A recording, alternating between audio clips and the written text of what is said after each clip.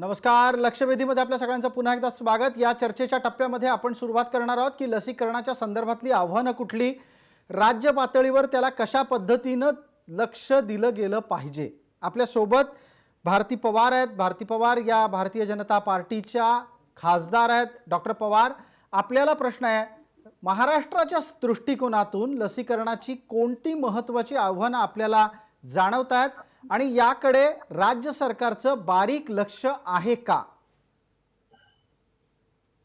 मला सगळ्यात शास्त्रज्ञांचे या माध्यमातून आपल्या या आजच्या कार्यक्रमाच्या माध्यमातून मी आधी अभिनंदनही करते की हे वॅक्सिन बनवत असताना आज जवळपास 9 ते 10 महिने त्याच्यावर सातत्याने त्यांनी काम केलं आणि मग हे वॅक्सिन आज आपल्या पुढे उपलब्ध झालंय. ते झाल्यानंतर मी स्वतः हेल्थ कमिटीमध्ये असल्यामुळे बऱ्याचशा मीटिंग झाल्या आणि त्याच्यामध्ये असं सातत्याने त्याचा एक नेहमी आढावा घेतला जातो की हे कसं वितरित होणार, कारण वितरित शेवटच्या माणसापर्यंत जाईपर्यंत त्याची जी क्वालिटी आहे ते ज्या टेम्परेचरला मेंटेन राहायला पाहिजे त्याच्यावर लक्ष ठेवणं, हे त्या कंपनीमधून निघपर्यंत त्याचं हेल्पलाईन असतील किंवा पोर्टल असेल त्या माध्यमात रजिस्ट्रेशन होणं असेल आणि मग स्टेटला जी आहे स्टेट स्टेअरिंग कमिटी आहे ज्याचे स्वतःचे सेक्रेटरी आहेत त्यांनी याच्यावर होणं असेल. डॉक्टर भारतीताई, आपल्या इंटरनेटमध्ये काही आव्हानं निर्माण झाली त्यामुळे आपला आवाज सलग पोहोचत नाहीये. एक वाक्य आणि त्या अनुषंगाने आपण उपस्थित केलेला मुद्दा लक्षात आला की लस ज्या पद्धतीनं दिली जाते, पोहोचवली जाते, तिचं संरक्षण होणं अत्यंत गरजेचं आहे. मी थोड्या वेळाने परत आपल्यापर्यंत प्रश्न घेऊन येतोच, तोपर्यंत या इंटरनेटच्या मुद्द्याला आपण लक्ष द्यावं. मला डॉक्टर बोंडवेंना असं विचारायचं आहे, डॉक्टर बोंडवेजी, काही काळापूर्वी या मुद्द्यावर महाराष्ट्रामध्ये चर्चा झाली की महाराष्ट्राला केंद्राकडून पुरेसा लसींचा साठा मिळत नाहीये. तुमच्या लेखी असं घडत असावं का? डॉक्टर बोंडवे, आपल्याकडे असलेली तांत्रिक माहिती काय आहे? लसीचं हे सुरुवातीच्या काळामध्ये अशी तक्रार होती की जितक्या हव्या तितक्या लसी या मिळत नाहीत, परंतु पहिल्या एक आठवड्यानंतर म्हणजे 16 जानेवारी नंतर तो प्रश्न दूर झाला असं दिसतंय, कारण कुठेही नंतर लसीचा तुटवडा निर्माण झाला नाही. उलट पक्षी काही इतर प्रश्न निर्माण झाले. त्यामध्ये तुम्हाला एक असं सांगायचं की पहिल्या टप्प्यामध्ये जे डॉक्टरांचं रजिस्ट्रेशन होतं त्यामध्ये ज्यांनी रजिस्टर केलंय, मी आपल्याला मागच्या वेळेलाही म्हटलं होतं, ज्यांनी रजिस्ट्रेशन केलंय अशा असंख्य डॉक्टरांना हे कॉलच आले नाही, त्यांना कोविन ऍप मधून त्यांना मेसेजेस आले नाही. मी स्वतः ज्या वेळेला हे लसीकरणाचं रजिस्ट्रेशन डॉक्टरांचं सुरू झालं होतं त्यावेळेला सर्वात पहिल्यांदा मी नाव नोंदवलं होतं, परंतु आजतागायत मला तो कॉल आलेला नाहीये. दुसरी एक गोष्ट महत्वाची की कोविन एक छोटा तपशील मी जोडू इच्छितो. साधारणपणे अशी चर्चा समोर आलेली आहे की ज्यांना कोमॉर्बिडिटी नाही, म्हणजे व्याधी सहजीवन ज्यांचं नाही, अशांना तातडीनं लसीच्यासाठी बोलावलं जात नसावं. दुसरा मुद्दा, ज्यांचं वय त्या नियमामध्ये बसत नाही त्यांनाही आता तातडीनं लसीकरणासाठी बोलवलं जात नाही. ही दोन कारणं तुम्हाला अद्याप न बोलवण्याच्या मागे असू शकतील का? नाही, हे त्याच्यामध्ये ज्या ज्या डॉक्टरांनी लस घेतली, मग तो डॉक्टर आहे, मग ते काही रेसिडेंटही आहेत की जे अगदी तरुण 25-30 वर्षाचे आहेत, इथपासून ते 70-80 वर्ष, सगळ्यांनी ज्यांनी रजिस्ट्रेशन केलं त्या सगळ्यांना कॉल येणं अपेक्षित होतं. तर त्यामध्ये काही हजार नावं, आमच्या अंदाजाप्रमाणे 50,000 नावं महाराष्ट्रातल्या डॉक्टरांची नाहीयेत. त्याबद्दल मी पर्सनली याबद्दल आरोग्य डेप्युटी डायरेक्टरांशी बोललो होतो. त्याप्रमाणे त्यांनी असं आश्वासन दिलं होतं की आम्ही हे लवकरात लवकर दूर करू. आतापर्यंत केलेलं नाही. दुसरं एक असं की आता हा जो तिसरा टप्पा सुरू झालाय आणि यापुढे सर्वसामान्य लोकांसाठी हा टप्पा होणार आहे, यासाठी कोविन ऍप मधलं रजिस्ट्रेशन आवश्यक आहे. प्रसादजी, आपण त्या कोविन ऍप मध्ये स्वतः जाऊन बघा की त्यामध्ये रजिस्टर करताना तुमच्या माझ्यासारख्या सुशिक्षित व्यक्तीलाही खूप कठीण पडू शकतं. सर्वसामान्य अर्धशिक्षित आणि अशिक्षित लोकांना हा खूप मोठा त्रास होणार आहे. अगदी. डॉक्टर बोंडवे, याच निमित्तानं मग पटकन भारती पवार यांना चर्चेत बोलतं करूया. त्या स्वतः केंद्र सरकारच्या आरोग्य विषयक समितीच्या सदस्य आहेत आणि डॉक्टर भारती पवार या निमित्तानं ज्या प्रतिक्रिया उमटतायत त्या केवळ आणि केवळ अविनाश भोंडवे यांच्या नाहीत, त्या देशपातळीवर उमटतायत की कोविन ऍप डाउनलोड होत नाही, डाउनलोड झालं तर OTP येत नाही, OTP आला तर नाव नोंदवलं जात नाही. आजच्या काळात जेव्हा 2021 मध्ये आपण ही चर्चा करतोय आणि कोविन ॲपच्या माध्यमातून लसीकरणाची सगळी प्रक्रिया ही पाहिली जाते, निरीक्षण आणि त्याचबरोबर त्याचं सर्वेक्षण सुद्धा होत आहे, तेव्हा भारत सरकारनं याकडे फार काळजीपूर्वक बघायला हवं. कोविन ॲपच्या बद्दलच्या तक्रारी दिवसेंदिवस वाढत आहेत. तिसऱ्या टप्प्यापर्यंत जेव्हा आपण जाऊ आणि अधिकाधिक लोक मोठ्या संख्येनं कोविन ॲपवर रजिस्ट्रेशनसाठी येतील, त्यावेळेला त्यांना नावनोंदणी करताना कोणत्याही अडचणी येऊ नयेत म्हणून भारत सरकार जबाबदारी घेणार आहे का? याच्यामध्ये मला सबमिशन हे करायचं आहे की सेंट्रल गव्हर्नमेंटनी स्टेट गव्हर्नमेंटमध्ये मग त्या कमिटी केलेल्या आहेत. त्याच्यामध्ये स्टेट कमिटी आहे, चीफ सेक्रेटरी चेअरमन आहेत.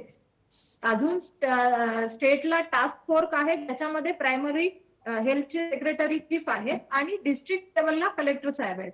आणि मग यांच्या माध्यमातून काही अडचणी असतील तर आपण रजिस्ट्रेशनच्या असतील किंवा इतर रजिस्ट्रेशनच्या असतील त्यांना आपण हे कळवलं पाहिजे. कोविन पोर्टल बद्दल जे आपण म्हणाला की त्याच्यामध्ये वेगवेगळे ऑप्शन आहेत की जे काही कॉमन सर्व्हिस सेंटर थ्रू असतील किंवा सेल्फ रजिस्ट्रेशन असतील. जसं डॉक्टर साहेबांनी सांगितलं, मी देखील माहिती घेतली. माझ्या जिल्ह्यामध्ये असं झालं की काही डॉक्टरांपर्यंत तो मेसेज गेला नव्हता तोपर्यंत रजिस्ट्रेशन संपलं होतं. परंतु जसं आता मी हेल्थ कमिटीला मुद्दा सांगितला तर त्यांनी गांभीर्याने दखल घेत पुढच्या दिवसात नक्कीच आपण इन्क्लूड होणार आहोत. हा पण एक मुद्दा ठीक आहे. केला गेला. एकदा डॉक्टर ओव्हरऑल बर मी यामध्ये एकच मुद्दा सांगतो भारतीताई. यामध्ये हे असं आहे की कोविन ऍप हे संपूर्णपणे केंद्र सरकारकडून आलेलं आहे आणि ज्यावेळेला आम्ही राज्य सरकारला याच्याबद्दल सांगितलं त्यावेळेला त्यांनी आम्ही केंद्र सरकारच्या कानावर घालून हे करू असं सांगितलं. त्याच्यावर एक आता दरम्यानच्या काळामध्ये त्यांनी उपाय असं सांगितला की जे सर्वसामान्य माणसं हे ज्यांना घ्यायचंय त्यांनी आपलं आधार कार्ड आणि इतर माहिती घेऊन हॉस्पिटलमध्ये जावं, गव्हर्नमेंट हॉस्पिटलमध्ये जावं, तिथं त्यांचं ते रजिस्ट्रेशन करून दिलं जाईल. परंतु ही सर्व्हिस अजून सुरू झालेली नाहीये. आज तरी परिस्थिती अशी आहे की आपल्याला जसं मतदार नोंदणीसाठी किंवा आधार कार्डाच्या नोंदणीसाठी आपण राजकीय पक्षांनी, सामाजिक संस्थांनी जसे काही बूथ चालवले होते, काही केंद्र चालवली, तशा प्रकारची केंद्र सुरू करण्याची खूप आवश्यकता आहे. आणि एक महत्वाचा मुद्दा मी प्रसादजी तुम्हाला एक आव्हान म्हणून सांगतो की कालपर्यंत जे पहिला टप्पा चालू होता परवापर्यंत, तोपर्यंत पुण्यामध्ये सरकारी हॉस्पिटल बरोबर काही मोठ्या खासगी हॉस्पिटल्सची मदत घेतली होती. परंतु आज सकाळी पुणे शहरातल्या सर्व खासगी हॉस्पिटल्स की जे आयुष्मान भारत किंवा महात्मा फुले योजनेखाली रजिस्टर्ड नाहीत, अशा बऱ्याच मोठ्या हॉस्पिटलचे बूथ हे आज बंद केले गेले. त्याच्यामुळे प्रश्न असा आहे, मी आजच त्यांच्याशी अनेकांशी बोललो, त्यामुळे प्रश्न असा आहे की या महिन्याभरात अनेक आरोग्य कर्मचाऱ्यांचे पहिले डोस तिथे झाले आणि दुसरे डोस घ्यायला डोसची आता वेळ नजदीक म्हणजे नजीक येऊन ठेवलेली आहे. त्याआधीच ते बंद केले. आणि त्यापेक्षा सर्वात अजून महत्वाचं की आपल्याला जास्तीत जास्त लोकांपर्यंत पोहोचायचंय म्हणून खासगी हॉस्पिटल्स आपण वाढवायची, अशा प्रकारचं केंद्र सरकारचं धोरण मध्यंतरी प्रसिद्ध झालं होतं 2 दिवसापूर्वी. इव्हन आपले नीती आयोगाचे जे अध्यक्ष आहेत त्यांनीही हे सांगितलं होतं की खासगी डॉक्टरांचं आणि हॉस्पिटलचं महत्व घेऊ. परंतु याबद्दल काही गोष्टी झालेल्या नाहीयेत अजून.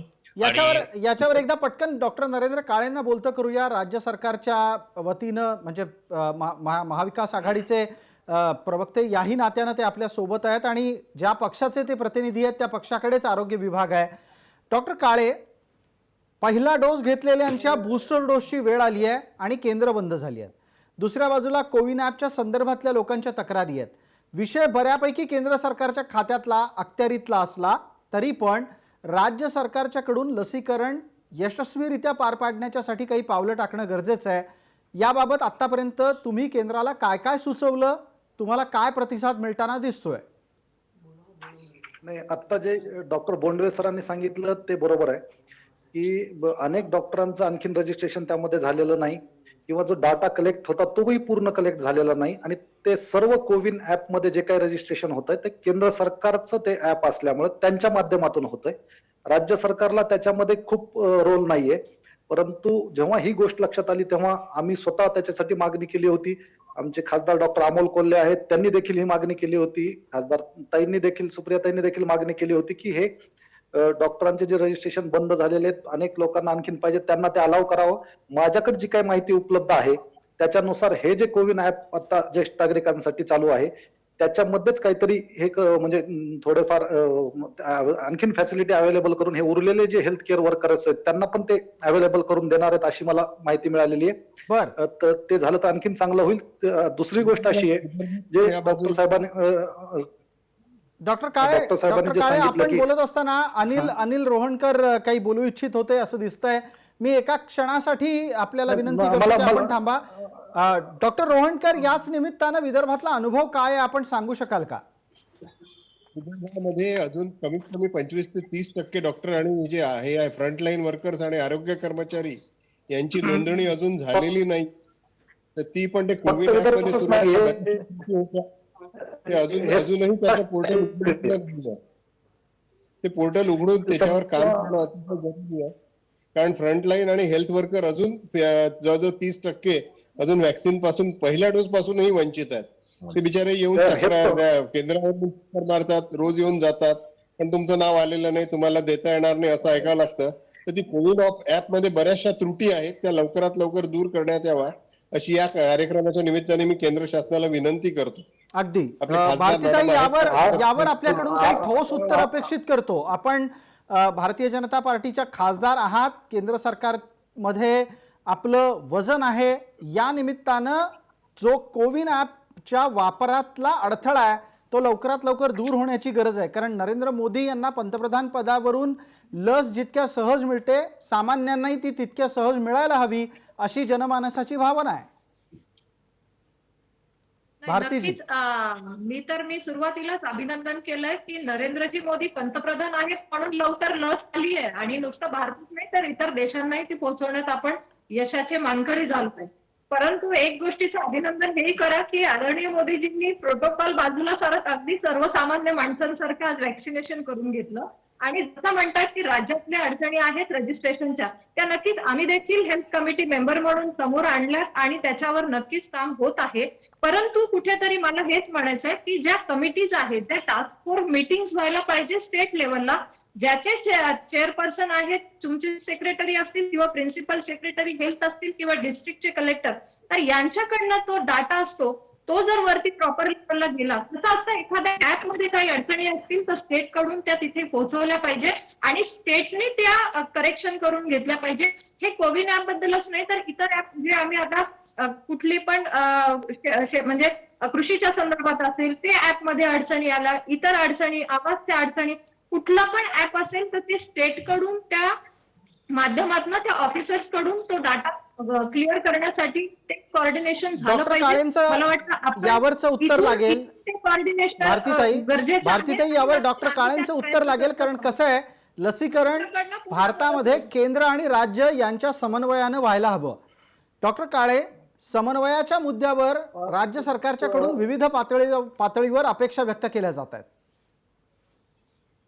एक तर गोष्ट सांगू इच्छितो की जेव्हापासून कोविड परिस्थिती चालू झाली, ICMR ज्या काही गाईडलाईन्स आहेत त्या तंतोतंत 100% हे महाराष्ट्र हे राज्य आहे ते पाळलेले आहेत. आणि आता जेव्हा डोसेज आता मिळत आहेत महाराष्ट्राला, तेव्हा कोविन ऍपचं जे बोललं जातंय की जे ते केंद्र सरकारने तयार केलंय आणि त्याच्या माध्यमातून होत आहे. परंतु प्रत्येक राज्याची परिस्थिती वेगळी आहे. म्हणजे प्रत्येक राज्याची पॉप्युलेशन डेन्सिटी वेगळी आहे, गरज वेगळी आहे, लोकसंख्या वेगळी आहे. त्यामुळे त्या राज्य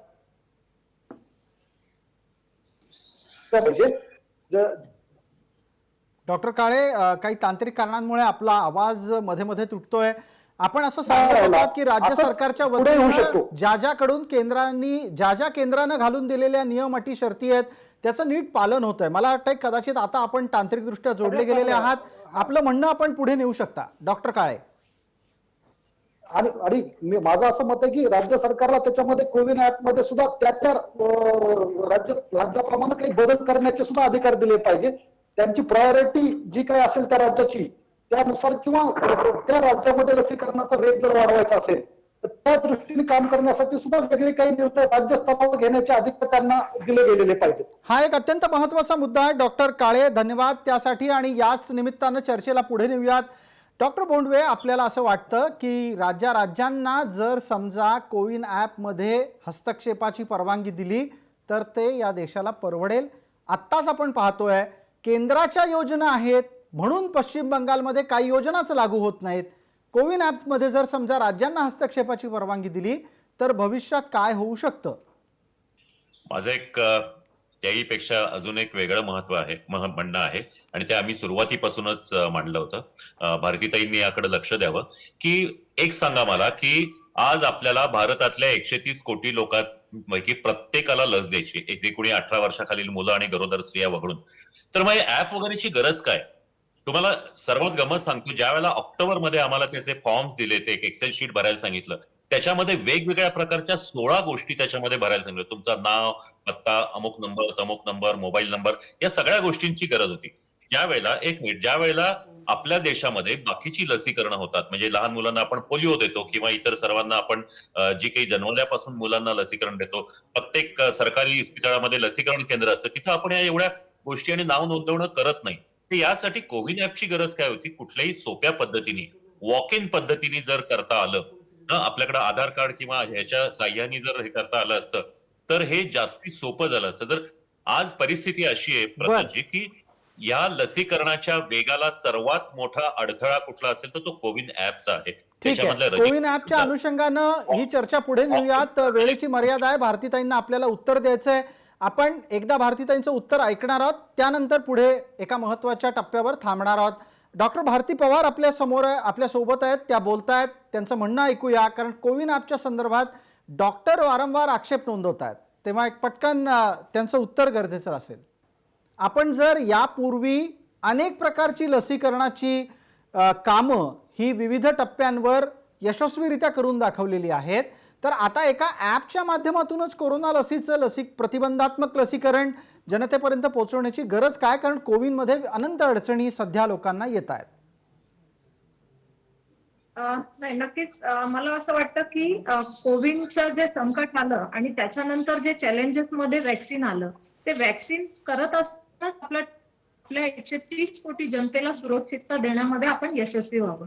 परंतु ते केल्यानंतर पोहोचवायचं कसं, याच्यासाठी खूप प्रचंड मेहनत घेतली. मग ते ट्रेनर्स असतील, अगदी डिस्ट्रिक्ट लेवल पर्यंतचे इम्युनायझेशनचे ऑफिसर असतील, ते प्रॉपर वॅक्सिनेटर असतील, त्या वॅक्सिनेशन टीमचे मेंबरला ते सगळं तुम्हाला ट्रेनिंग देणं असेल, हा तर भाग आलाच. परंतु आपण बघितलं की कोरोनाच्या काळामध्ये साधा मास्क, जो एक 3 रुपयाचा मास्क 30 रुपयाला मिळत होता, तुमचे पीपीई किटच्या किमती काय गेल्या होत्या, तुमच्या सॅनिटायझरला तर म्हणजे नव्हतं काही, किमतीच्या बाबतीत कुठे अडचणीच नव्हत्या. म्हणजे इतका भ्रष्टाचार चालू झालेला होता, त्या तक्रारी गेल्या आणि तिथे सुद्धा केंद्रीय मंत्री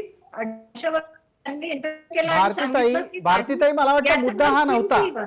भारतीताई मुद्दा हा नव्हता, लसीकरणाला कोविन ऍपची अट का, हा मुद्दा आहे. हा क्लिअर करते की इथे प्रत्येकाला लस मिळाली पाहिजे, त्याचं रजिस्ट्रेशन झालंय, कुठलाही भ्रष्टाचार न होता. नाहीतर लसवर एकाचं नाव देताना दुसराच कोणीतरी असेल. मला वाटतं यावेळेस सरकारने पूर्णपणे लक्ष दिलंय, त्या बेनिफिशियरीला त्या रजिस्ट्रेशन झालं की त्यालाच ती लस मिळाली, याच्यामध्ये कुठलाही भ्रष्टाचार होऊ नये ही प्राथमिकता दिली गेली. ठीक आहे, थोडक्यात आपलं म्हणणं असं आहे भारतीताई, थोडक्यात आपलं म्हणणं असं आहे की केंद्र सरकारनं लसीकरणाच्या मोहिमेमध्ये पारदर्शकता ठेवली आहे. या मुद्द्यावर आपल्या सोबत डॉक्टर काळे आहेत, डॉक्टर रोहणकर आहेत, त्यांची प्रतिक्रिया घेऊ आणि भोंडवेंना ही थोड्या वेळानं बोलतं करूया. आधी डॉक्टर नरेंद्र काळे, प्रवक्ता राष्ट्रवादी, या नात्यानं सांगा, भ्रष्टाचार कोरोना काळात मोठ्या प्रमाणात झाल्याचे आरोप विद्यमान महाराष्ट्रातल्या सरकारवर पण लागले. अशाच प्रकारच्या घटना देशपातळीवर सगळ्या ठिकाणी घडल्या. आपण महाराष्ट्रापुरतं जर बोलणार असू तर डॉक्टर काळे, भ्रष्टाचार रोखण्याच्यासाठी कोविनच्या माध्यमातूनच लसीकरणाची मोहीम राबवली जाते, हा भाजपाचा तर्क पटतोय का? डॉक्टर काळे, आपण उत्तर देणार आहात. नाही, हे कोणालाही पटणार नाही. कारण एका एवढा मोठा देश आहे, संघप्राय देश आहे, आणि त्याच्यामध्ये एकाच म्हणजे सर्व राज्यांवर अविश्वास दाखवणं हे अतिशय चुकीचं आहे की, आणि त्याच्यामुळे पूर्ण एवढ्या मोठ्या देशाचं कंट्रोलिंग फक्त एका ठिकाणाहून करायचं आणि राज्य सरकारांना कुठले अधिकार द्यायचे नाही, ही गोष्टच योग्य नाही. आणि भारतीताईंनी जे मुद्दा उपस्थित केलाय त्याचं मला नवल वाटतं की राज्यांवर असा अविश्वास दाखवण्याचं काही कारण नाही. उलट केंद्र सरकारांनी जे राज्यांना द्यायला पाहिजे होतं, सुरुवातीला पीपीई किट केंद्र सरकारकडून देणार म्हणून सांगितलं होतं राज्य सरकारला, अर्ध्या काही काळ दिला, नंतर हात वर केले की आम्ही देणार नाही. आरटीपीसीआर किटचं तसंच झालं, आरटीपीसीआर किट केंद्र सरकार देणार म्हणून राज्य सरकारला सांगितलं, काही दिवस दिल्या, त्याच्यानंतर हात वर केले की आम्ही देणार नाही, राज्य सरकारने घ्यावे. मग राज्य सरकारने, आपल्या महाराष्ट्र सरकारने स्वतः विकत घेऊन केले की आता हे कोविनच्या माध्यमातून असंच चालू आहे. की काही मध्येच बंद केलं केंद्र सरकारने काही काळापूर्वी महाराष्ट्राला देणं बंद केलं, पुन्हा सरकारने घेतलं. त्यामुळं असं त्याच्यामध्ये उलट एकाच ठिकाणाहून सगळ्या गोष्टी केल्यानंतर त्याच्यामध्ये काही अडचणी येऊ शकतात. राज्य सरकारांना सुद्धा स्वतःचे अधिकार दिले पाहिजे असा अविश्वास दाखवणं ठीक आहे योग्य नाही. राज्य डॉक्टर काळे, सरकारला आपल्या प्रतिवादाच्या नंतर एक संधी भारतीताईंना देऊयात. भारतीताई, वेळेची मर्यादा आहे. डॉक्टर काळेंनी मांडलेल्या मुद्द्यावर आपण बोलणार आहात.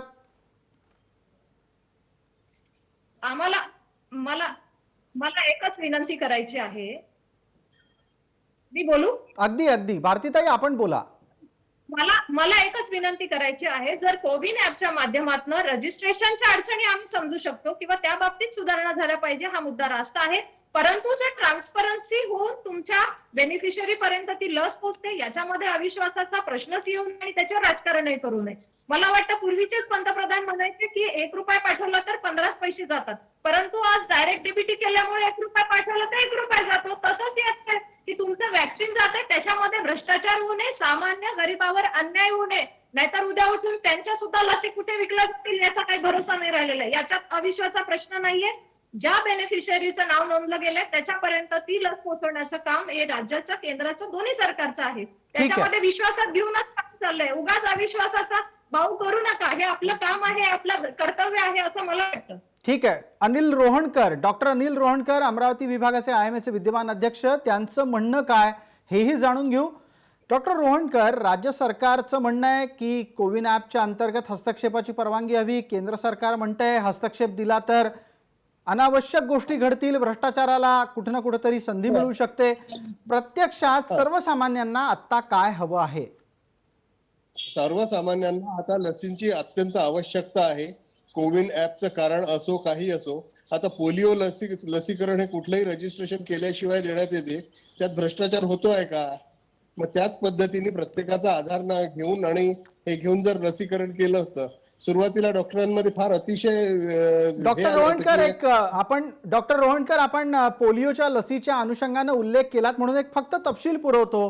पोलिओ लसीच्या निमित्तानं जागतिक पातळीवर भ्रष्टाचाराचे आरोप झाले. भारतामध्ये सुद्धा या निमित्तानं एका आंतरराष्ट्रीय संस्थेवर बरेच प्रश्न उपस्थित राहिलेले आहेत. त्यामुळे लसीकरणाच्या बाबतीत आपल्याकडे सगळ्यात जास्त अनुत्साह नेहमी दिसतो आणि डॉक्टर भोंडवेही तो मांडत असतात. पारदर्शकतेचा मुद्दा तुम्हाला कितपत पटतो डॉक्टर रोहणकर? पारदर्शकता आता ह्या जे 16 प्रकारची माहिती या कोविन ऍपवर मागवण्यात आली होती.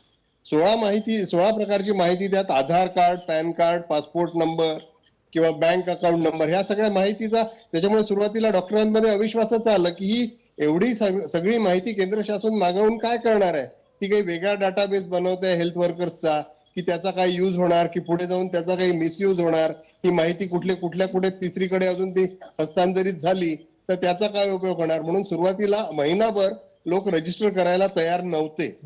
पण जेव्हा त्यांना कन्व्हिन्स करण्यात आलं की हे व्हॅक्सिनसाठी आवश्यक आहे, तेव्हा धरून बांधून लोक तयार झाले. आणि म्हणून हे जे 20-25% जे उशिरा रजिस्टर झाले त्यांच्याविषयी हा जो प्रॉब्लेम येतोय की कोविन ऍप क्रॅश झाली आहे, त्यात बऱ्याचशा त्रुटी लक्षात आल्या, त्या अपडेट करण्यासाठी आपण सारखं त्यांना म्हणतोय, पण अजूनही ते अपडेट झालेलं नाही. याच निमित्तानं चर्चेत आलेल्या एका आणखी मुद्द्यावर आपण बोला. ज्यांचा पहिला डोस झाला त्यांच्या बूस्टर डोसची अडचण निर्माण झाली आहे. नाही, अमरावतीला तरी किंवा या भागात तरी तशी झालेली नाहीये. नाही, आपण आता राज्य पातळीवरची चर्चा करतो आहोत, त्याच्यामुळे अशा प्रकारे राज्य पातळीवरून आपल्यापर्यंत काय इनपुट येत आहे? पहिला डॉक्टर रोहणकर काही तांत्रिक कारणांमुळे आपल्यापर्यंत पोहोचू शकत नाही असं दिसत आहेत. त्यांचा आवाज मध्ये मध्ये ये जा करतो आहे. या मुद्द्याला मी पुन्हा एकदा स्पर्श करतो आणि भारती पवार यांच्याकडून या मुद्द्यावर सुद्धा पुन्हा एकदा ग्वाही घेतो की आपण दुसऱ्या टप्प्यात जेव्हा ज्येष्ठ नागरिकांच्यासाठी लसीकरणासाठीच्या दृष्टीनं पाऊल टाकलं, त्यावेळेला पहिलं लस घेण्याचं काम ज्यांनी केलं, पहिली लस घेण्याचं ज्यांनी काम केलं, त्यांच्या बूस्टर डोसची आपल्याला चिंता आहे की नाही? भारतीताई, आपल्याला प्रश्न विचारलाय.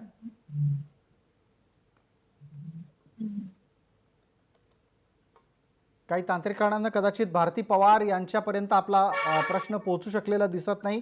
भोंडवे सर, आपल्यापर्यंत हा. माझा आवाज येतोय? येत असेल हो, आवाज येतोय. तर प्रश्न ऐकला असेल आपण, नक्की त्याचं उत्तर द्यावं. नाही, प्रश्न पुन्हा एकदा एक सेकंदात सांगा. बर, प्रश्न हा आहे की बूस्टर डोसची आपल्याला काळजी आहे का? ज्यांनी पहिल्यांदा लस घेतली त्यांच्या बूस्टर डोसची काळजी दिसतीये हे का? हे आपण जे आपण सांगतोय ते अगदी व्यवस्थित आहे की ज्यांना असं जाहीर केलेलं आहे राष्ट्रीय नाही आंतरराष्ट्रीय स्तरावर की तुम्ही पहिला डोस घेतल्यानंतर 28व्या दिवशी तुम्ही दुसरा घ्यायला पाहिजे. तो डोस घेण्यात जर उशीर झाला किंवा जर डोस घेतला नाही तर तुम्हाला पूर्ण प्रतिकार शक्ती येत नाही. पहिल्या डोस नंतर फक्त 50% प्रतिकार शक्ती येते. दुसरा डोस घेतल्यानंतर 15 दिवसांनी 95% प्रतिकार शक्ती येते. हे पूर्ण जागतिक स्तरावर सगळीकडे हे सांगितलं गेलेलं आहे. त्याच्यामुळे दुसरा डोस त्या दिवशी जाणं खूप आवश्यक आहे की जे आता पुण्यामध्ये आणि काही इतर शहरांमध्ये हे दुर्लभ झालेलं आहे. दुसरा एक माझा मगाचा याच्यावर एकच मिनिट, मग मग मग मग अविनाश भोंडवे मी आपल्याला थांबवतो. भारती पवारांकडे याचं उत्तर काय आहे ते ऐकूयात आपण. भारतीताई, माझा आवाज आता येतोय आपल्यापर्यंत? हो हो येतोय. अगदी बूस्टर डोसची काळजी लागली आहे लोकांना. पहिला डोस घेतला त्यानंतर 28व्या दिवशी दुसरा डोस घ्यायला हवा, 28 दिवसाच्या नंतर लवकरात लवकर तो डोस घ्यायला हवा, पण डोस तर मिळत नाहीये. बऱ्याच ठिकाणी आपण जसं म्हणालात, परंतु जेव्हा रजिस्ट्रेशन झालं आणि पहिला डोस दिला गेला त्याच्यानंतरच लगेच दुसरी तारीख जेव्हा सेकंड डोसची बूस्टरची येते तेव्हा ते मेसेजेस दिले जातात.